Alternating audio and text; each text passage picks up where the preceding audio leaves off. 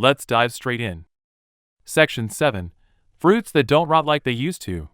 Ever buy apples or pears these days and wonder if they're secretly plastic? You stick them in the fridge, forget about them for 2 weeks, and when you finally remember, boom, they still look showroom perfect. Fruit didn't used to last like this. The big secret isn't just farming, it's storage tech. Modern produce is kept in controlled atmosphere warehouses, giant rooms where oxygen is sucked out and replaced with just enough nitrogen and CO2 to keep fruit in a kind of hibernation. Apples can literally be stored like this for up to a year before you ever see them at the store. That's why you can buy fresh apples in April, even though they were picked the previous fall. Then, there's the wax coating. Grocery store apples, cucumbers, even citrus are often dipped in edible wax to lock in moisture and slow down rot. Totally legal, technically safe, but it gives that weird shiny look that makes fruit feel more like props than snacks. And let's not forget selective breeding. Many varieties are chosen not for flavor, but for firmness and toughness, because soft fruit can't survive long shipping routes.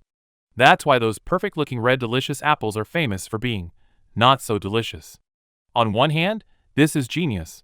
Less food waste, global shipping, year-round supply. On the other hand, it feels a little dystopian, like we're eating produce that's been in suspended animation instead of something that just came off a tree. So yeah, fruit today is engineered and stored to cheat time. Convenient? Definitely. Natural? Not so much. And if seeing fruit last month creeps you out, just wait until we talk about chickens that bulk up faster than gym bros. Section 6. Chicken breasts the size of your head. Alright, let's talk chicken. Go to any supermarket today, grab a pack of chicken breasts, and you'll probably notice something. These things are huge. Like, one piece could feed a small village, or at least 2 normal adults who just wanted a salad topper. Compare that to the chickens our grandparents ate. Way smaller, leaner, and nowhere near the size of these modern meat slabs. So what gives? It's not steroids or secret hormones like some people assume. The real reason is selective breeding. Over the past 70 years, poultry companies have been breeding chickens to grow faster and pack on way more muscle, especially in the breast area. Why? Because Americans love chicken breast, high protein, low fat, easy to cook. The industry just delivered what people wanted, maybe a little too well. Here's a wild fact. A typical broiler chicken in the 1950s weighed about 2 pounds after 16 weeks. Today? 6 pounds in just 6 or 7 weeks. That's triple the weight in less than half the time.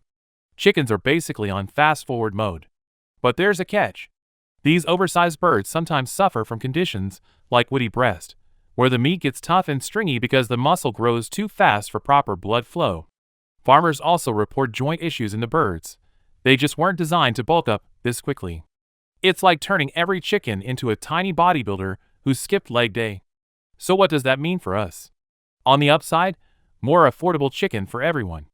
On the downside, meat that's not always as tender or flavorful, and birds that live short, unnatural lives. And here's the creepier thought. If our food supply is shifting this dramatically, what's next? Today it's giant chicken breasts.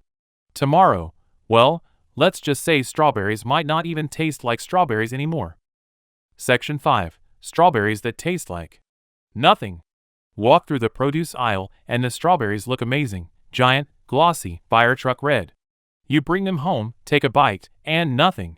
It's like water in fruit cosplay. The weird thing? Strawberries didn't lose flavor by accident. Breeders have been chasing traits that make them easier to ship. Firmer skin, uniform shape, resistance to bruising. Taste wasn't at the top of the list. So the flavor compounds that used to give strawberries their perfume-like sweetness got weaker with every generation. Here's a wild fact. Scientists have identified over 350 compounds that create strawberry aroma and flavor. Modern supermarket varieties often have only a fraction of that profile. That's why your grandma swears berries used to be sweeter, because they were. There's also the harvest trick. Many berries are picked before they're ripe, so they can survive trucking across the country. They turn red in transit thanks to hormones triggered post-harvest, but the sugars don't develop the same way. That's why they look ripe but taste flat. Ever buy a small carton at a local farm stand and notice how the flavor smacks you in the face? Those are heirloom or local varieties that don't travel well, but still pack the chemistry nature intended. So yeah, today's strawberries are basically fashion models of the fruit world. Great photos, zero personality. And if fruit losing its flavor sounds bad, wait until you hear how tomatoes are being re-engineered to resist ripening altogether. Section 4. Tomatoes that never get soft. Tomatoes are supposed to ripen, soften, and get juicy. That's their thing. But supermarket tomatoes? They're like rubber balls that skip the delicious stage. Back in the 1990s, scientists developed the Flavor Savr tomato, the first genetically engineered food approved in the US. The idea was to silence a gene that makes tomatoes break down as they ripen. Softer tomatoes bruise during shipping, so delaying that process meant longer shelf life. While the Flavor Savr itself flopped commercially, the breeding logic stuck. Today's commercial tomatoes are bred or engineered to stay firm. Great for trucking thousands of miles. Terrible for taste. Because the same pathway that keeps them firm also reduces sugar and acid development. Translation? They look red, they feel solid, but they taste like, well, nothing you'd want on a BLT. There's also the color issue. Breeders selected for uniform ripening, making tomatoes turn evenly red all over. But in the process, they bred out genes tied to photosynthesis efficiency, ironically lowering both sweetness and nutrition.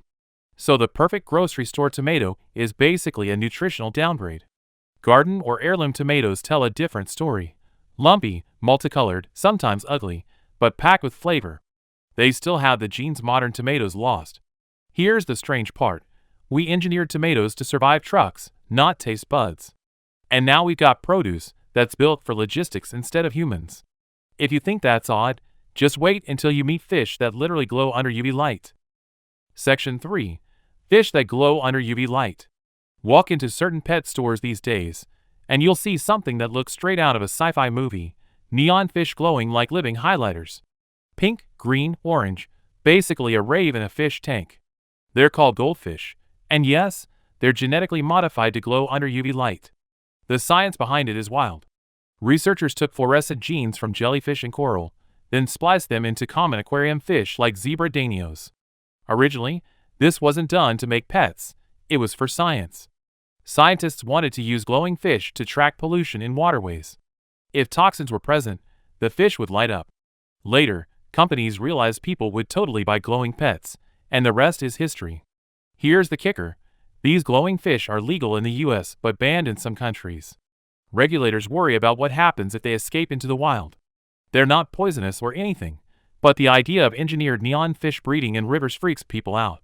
So what does this have to do with our food? Well, if scientists can splice glow genes into fish for fun, it raises the question, what about fish we actually eat? In theory, the same techniques could be used to modify salmon or tilapia, not to make them glow, but to make them grow faster or resist disease. In fact, genetically modified salmon already exist. They don't glow, but they reach market size in half the time of normal salmon. And while glowing fish in a tank might seem harmless, it's a reminder that the line between pet experiment and dinner experiment is thinner than we think. If mutation, or modification, can make a fish light up like a neon sign, what else can it do to the animals and plants we eat every day? Glowing pets are strange, sure, but at least they're optional. When it comes to everyday food, like bread that refuses to mold, the mutations are a lot harder to avoid. Section 2. Bread that lasts weeks without mold. Let's be real, bread used to be simple. You bought a loaf, and if you didn't eat it in a few days, green fuzzy mold showed up like an uninvited roommate. But nowadays, some supermarket breads seem immortal.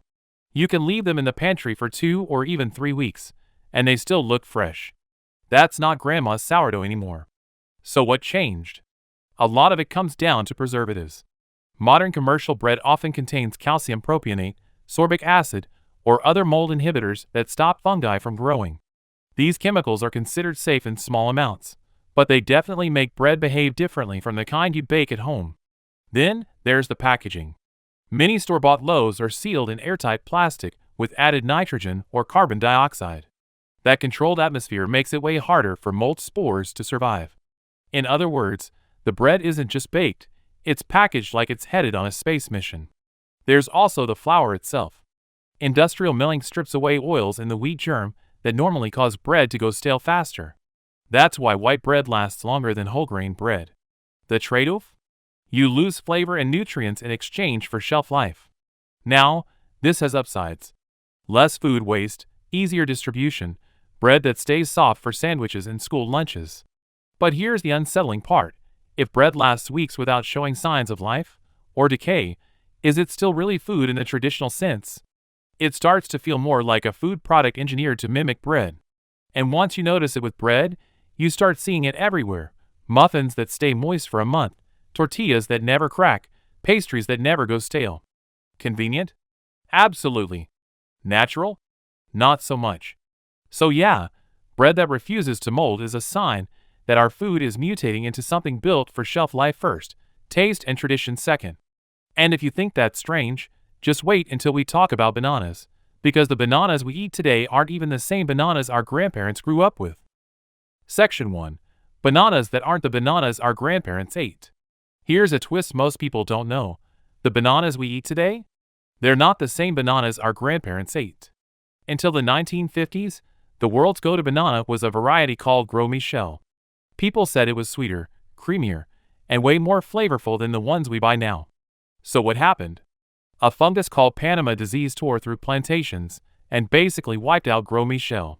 By the 1960s, growers needed a backup plan. Enter the Cavendish, the banana we all know today. It looked the part, shipped well, and was resistant to disease. But ask anyone old enough to remember, and they'll tell you, Cavendish is fine, just not as rich. Here's the creepy part. History might be repeating itself. New strains of Panama disease are now threatening Cavendish too. And because these bananas are clones, yep, genetically identical, once a fungus hits one, it can spread like wildfire. Imagine an army where every soldier has the same weakness. Scientists are racing to save the banana. Some are experimenting with genetic modification, others are trying to crossbreed with wild varieties. But the bigger question remains, will the bananas our kids eat even taste or look like the ones we know today? So the next time you peel a Cavendish, remember, it's not the original. It's just the survivor of a long mutation story, and that story isn't over yet.